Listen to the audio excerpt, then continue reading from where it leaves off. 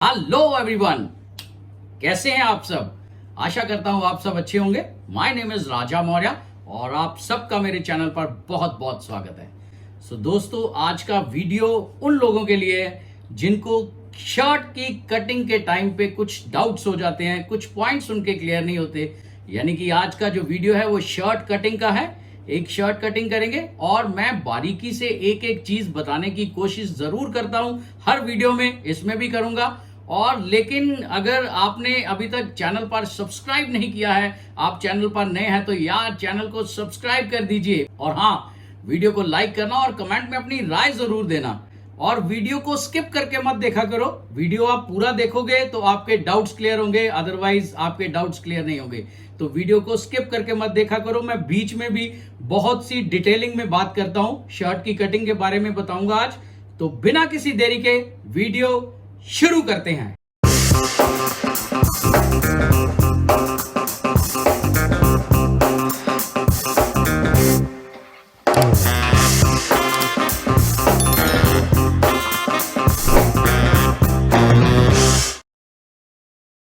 Friends, ये fabric मैंने बिछा लिया है, शर्ट की कटिंग करने लगे हैं। और ये जो फैब्रिक का सीधी साइड है वो अंदर को रहेगा और उल्टी साइड बाहर आएगा, ताकि मार्किंग जो है वो बाहर की साइड करेंगे।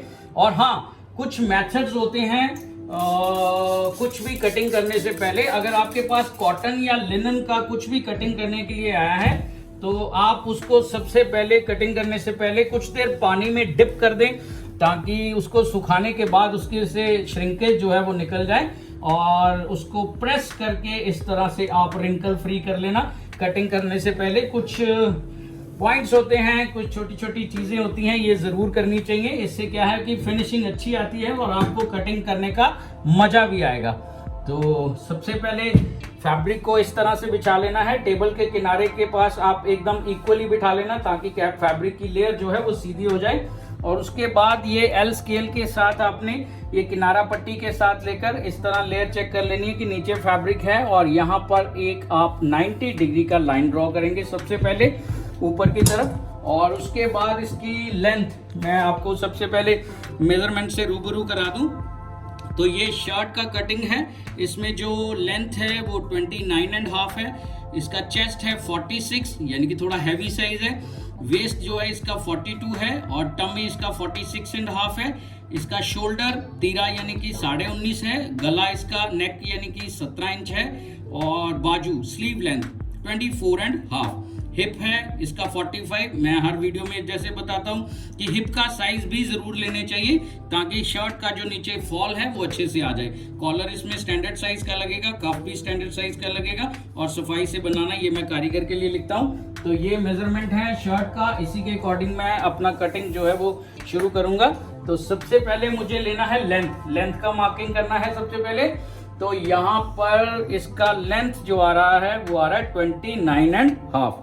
ये 29.5 के ऊपर मैंने इस तरह से मार्क कर दिया।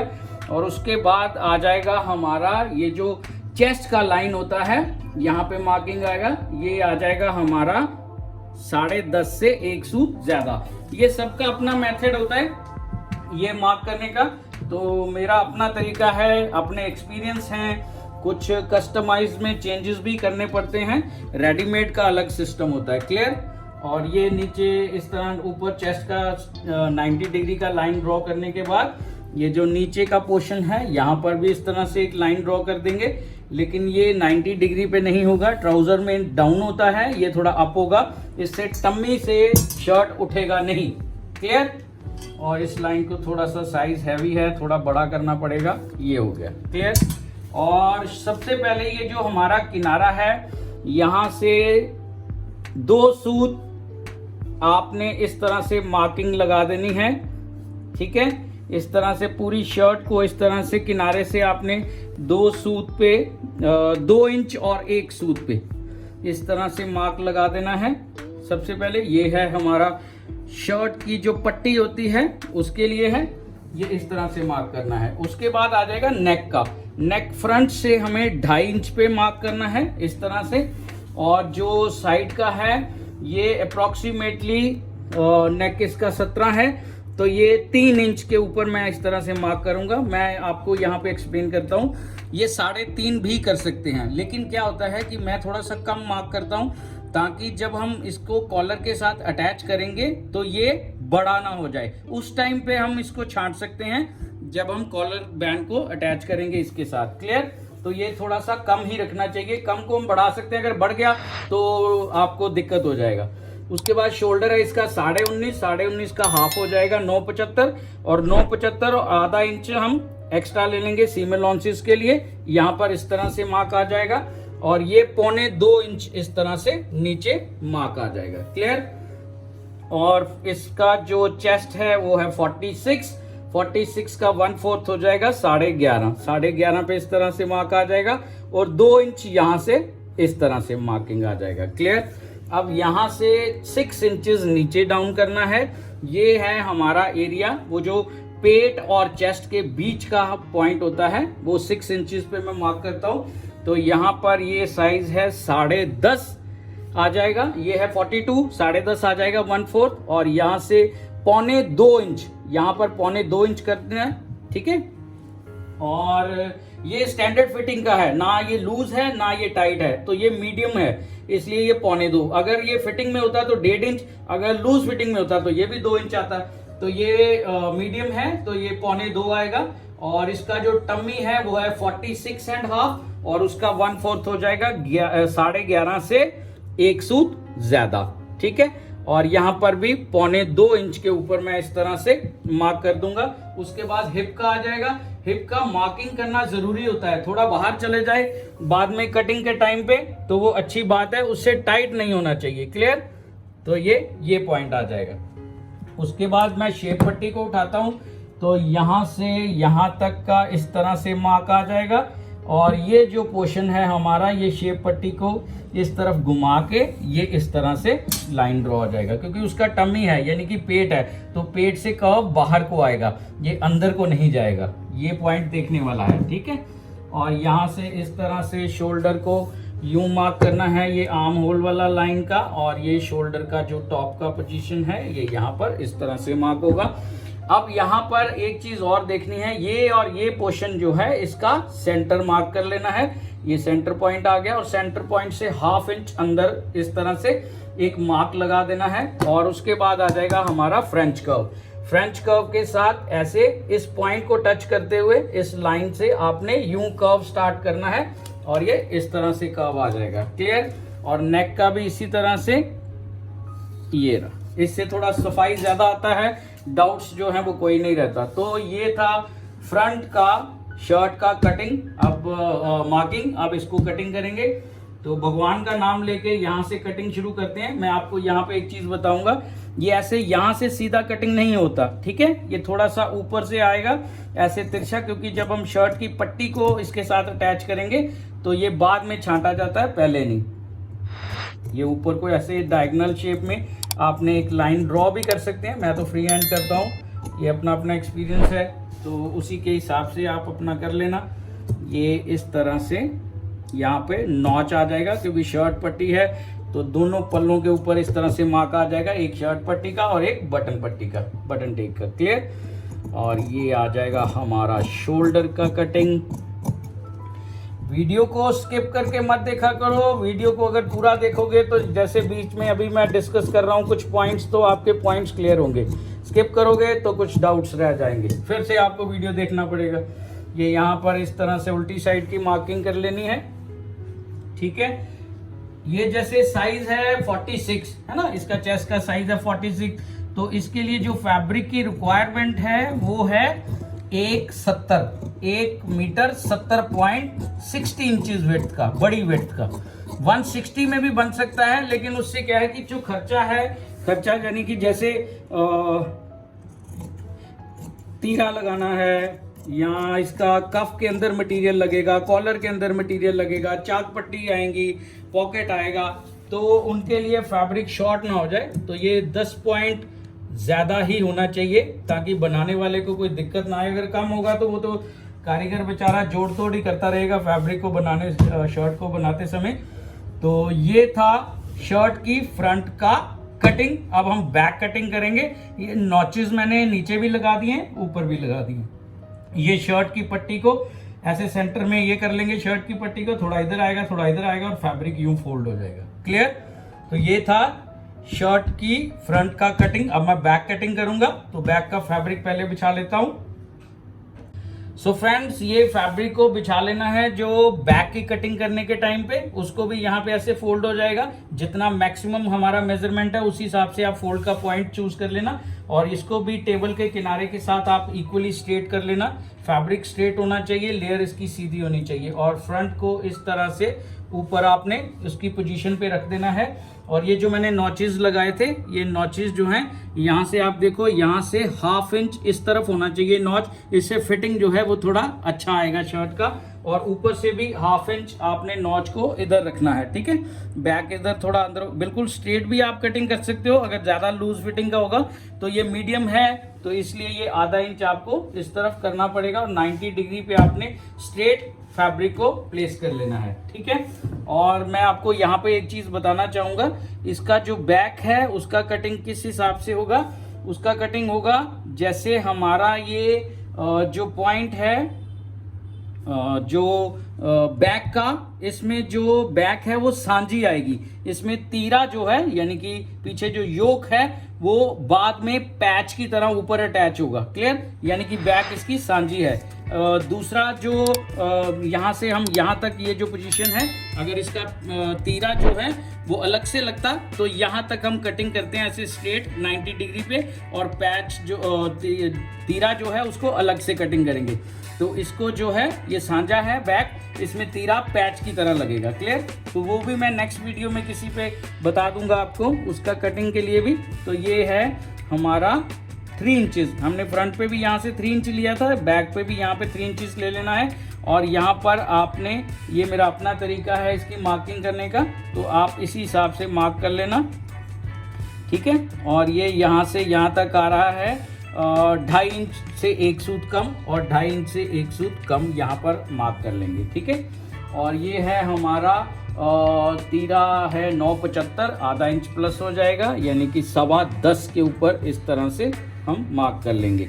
और इसको इस तरह से भी आप चेक कर सकते हैं। फ्रंट का जो शोल्डर का ये वाला जो हिस्सा है, ये आ रहा है 7.5 और 1 सूत, और यहाँ से भी 7.5 और 1 सूत पे आपने ऐसे क्रॉस चेक कर लेना है। क्लियर? ये जो क्रॉस बना है इसके ऊपर आपने इस तरह से ऐसे स्केल को रख के ऐसे सीधा आपने इस तरह से लाइन ड्रॉ कर देनी है, और इस वाले पॉइंट को भी स्केल की हेल्प के साथ 90 डिग्री पे ऐसे स्ट्रेट लाइन ड्रॉ कर लेनी है। और यहाँ पर आ जाएगा हमारा आर्म होल का, और बैक का उल्टी साइड का मार्किंग आ जाएगा। और ये यहाँ से कितना नीचे करेंगे, साइज हैवी है तो ये यहाँ से अप्रोक्सीमेटली 1.5 इंच डाउनवर्ड इस तरह से मार्क होगा, और इसको भी फ्रेंच कर्व के साथ इस तरह से ज्वाइन कर दिया जाएगा। और बैक का जो हमारा ये आर्म होल का कर्व है, इसको भी आप फ्रेंच कर्व की हेल्प के साथ इस तरह से मार्क कर लेना, ठीक है। ये फ्रेंच कर्व जो टेलरिंग मटेरियल वाला शॉप होता है या स्टेशनरी शॉप है, वहाँ से ये चीज़ें मिल जाती हैं, ठीक है। तो ये था हमारा बैक का मार्किंग। अब इसको मैं 1 सूत ऊपर से इससे कटिंग शुरू करता हूँ। इससे कर्व जो है वो ज़्यादा अच्छा आता है, गोलाई बन जाती है बड़े अच्छे तरीके से। ये ऐसे शोल्डर का कटिंग होगा, और ये हमारा आ जाएगा आर्म होल का बैक का कटिंग, ठीक है। यहाँ तक आपको समझ में आ गया होगा। जिन लोगों को समझ में आ चुका है वो वीडियो को लाइक कर सकते हैं, और जिनको अभी भी कुछ डाउट्स हैं वो कमेंट में अपने डाउट्स लिख सकते हैं। मैं रिप्लाई करने का पूरा कोशिश करूँगा, ठीक है। ये ऐसे फ्रंट का जैसे घेरा था उसके अकॉर्डिंग ही हमने इसको मार्क कटिंग कर लिया, लेकिन बैक को अप्रॉक्सीमेटली यहाँ से आधा इंच ऊपर से शुरू करेंगे फिर से, और इस तरह से कटिंग करके लास्ट पॉइंट से स्ट्रेट मिला देंगे। और यहाँ पर एक नॉच आ जाएगा, और ऊपर भी एक ऐसे नेक के ऊपर नॉच आ जाएगा। ये आधा इंच इसलिए छांटना पड़ता है ताकि बैक जो है वो लटके ना। क्लियर? तो ये था हमारा फ्रंट और बैक का कटिंग। तो अभी हम शर्ट की बाजू का कटिंग करेंगे और इसके लिए हमने ये टेबल के किनारे पर फैब्रिक को स्ट्रेट हमने बिछा लिया है। इसका कटिंग किस हिसाब से करेंगे, शर्ट का बाजू का, ऐसे फैब्रिक को पकड़ के इस तरह से ऐसे फोल्ड करके इस तरह से ऐसे मार्किंग करके बाजू का कटिंग नहीं करेंगे। ये जो लोग करते हैं उनका अपना तरीका है, मेरा ऐसा तरीका नहीं है बाजू की कटिंग का करने का। एक्चुअली क्या है कि फ्रंट के ऊपर बाजू के जब आर्म होल के पास अगर झोल आ जाते हैं तो इससे कटिंग करने से झोल ना आपके फ्रंट पे आएगा और ना बैक पे आएगा। जिस तरह से मैं कटिंग करने जा रहा हूँ, ये हमेशा बाजू जो है इसको ऐसे डायगोनल ऑन बायस कटिंग होता है बाजू का, यानी कि ऊपर का पोर्शन ज़्यादा होता है और नीचे का पोर्शन कम, ऐसे टेढ़ा यूं डायगोनल हमने बाजू का कटिंग करना है। और ये कितना फोल्ड करना है, ये 1/4 ऑफ चेस्ट, जितना हमारा चेस्ट है उसका 1/4 देख लेना है कि कहाँ पर आ रहा है, उस हिसाब से इसको फोल्ड जो है आपने इस तरह से कर लेना है। क्लियर? तो ये यहाँ पर आ रहा है, यहाँ पे हमने फिर से ऐसे प्रेस करके यूं एक फोल्ड का मार्क लगा लेंगे। ऐसे प्रेस से फैब्रिक को यहाँ पर फोल्ड कर लेंगे और सबसे पहले हमें ये जो हमारा स्ट्रेट एल स्केल है, यहाँ पर इसको यूं ये 90 डिग्री पर इस फोल्ड के ऊपर इस तरह से रख के चारों लेयर को चेक करके और यहाँ पर 90 डिग्री का ही हमें एक लाइन इस तरह से ड्रॉ करना है। क्लियर? इस तरह से कटिंग करेंगे तो किसी तरह का झोल नहीं आएगा और ये साइज के अकॉर्डिंग यहाँ पर 4 इंच पे आएगा और ये है 11.5 से 11.25 के ऊपर हम इसको मार्क करेंगे। 2 सूत कम कर देंगे क्योंकि हमने फ्रंट को भी जो चेस्ट का था उसी के मार्किंग के हिसाब से चलेंगे। तो ये अपना अपना एक्सपीरियंस है, कुछ कैलकुलेशन आपको काम करते करते आ जाएगी। ये 24.5 इसका बाजू का लेंथ है, तो ये 24.5 के ऊपर आपने इस तरह से पकड़ लेना है और यहाँ से 1.5 इंच हमने धीरे धीरे ऐसे कम कर देना है। ठीक है, पहले 24.5 के ऊपर रख के 1.5 इंच कम कर देना है, यानी कि हो जाएगा 23 और 23 के ऊपर हमने इस तरह से मार्क कर लेना है। नीचे कफ आएगा, आप ऐसे 2 इंच पे भी रख के देख सकते हो। ये देखो ये ऊपर 25 आ रहा है, 1/2 इंच ऊपर सीम लॉन्चेस में चला जाएगा तो 24.5 उसका बाजू का जो लेंथ है वो रेडी हो जाएगा। क्लियर? और यहाँ पर नीचे हमने अगेन ऐसे फोल्ड के ऊपर एल स्केल रख लेना है, इस पॉइंट को टच करके एल स्केल को फोल्ड के ऊपर स्ट्रेट रख लेना है और 3 इंचेस वाला जहाँ पे पॉइंट आ रहा है यहाँ से हमने 2 सूत ऊपर इस तरह से मार्क कर लेना है। क्लियर? और ये एल स्केल को इस तरह से हमने घुमा लेना है। ठीक है, इस तरह से, और 6 इंचेस यहाँ पर होल रखना है। इसमें हमारा एक छोटा सा फोल्ड भी आता है, कफ के पास एक छोटा सा प्लेट पड़ता है और ये हमें शेप पट्टी के साथ इस तरह से ड्रॉ कर लेना है। उसको मीडियम फिट चाहिए, अगर लूज फिट चाहिए तो आप इस तरह से स्केल के साथ भी स्ट्रेट लाइन ड्रॉ कर सकते हैं। स्केल से और शेप पट्टी के साथ आप डिफरेंस देख सकते हो, अप्रॉक्सीमेटली 1/2-पौना इंच का डिफरेंस आ चुका है। तो शेप पट्टी के साथ अगर हम कटिंग करेंगे तो इसका जो बाजू का फिटिंग है वो थोड़ा मीडियम ही रहेगा। क्लियर? अब यहाँ पर बहुत से लोगों ने कमेंट किया था कि ये पोर्शन का कटिंग किस तरह से करें, तो वो मैं आपको बता रहा हूँ।